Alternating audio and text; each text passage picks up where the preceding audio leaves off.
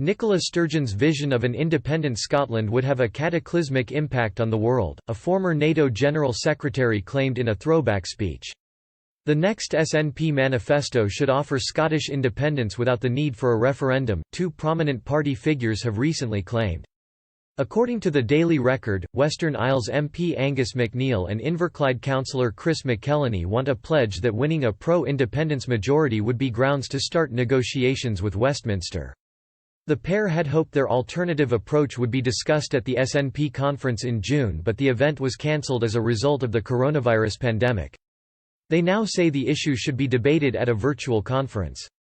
The two politicians first proposed the idea after Prime Minister Boris Johnson turned down formal requests from First Minister Nicola Sturgeon for power to be transferred to Scotland for a second vote on independence.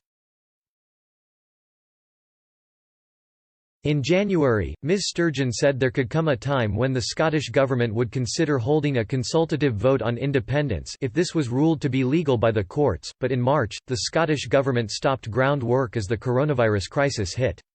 As uncertainty over the future of the Union continues, unearthed reports reveal the dramatic verdict a former NATO General Secretary gave on the issue in 2014.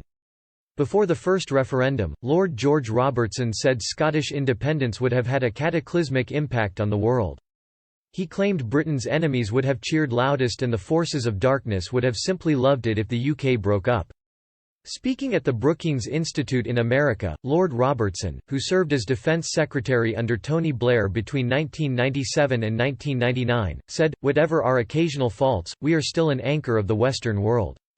The loudest cheers for the breakup of Britain would be from our adversaries and from our enemies. For the second military power in the West to shatter this year would be cataclysmic in geopolitical terms."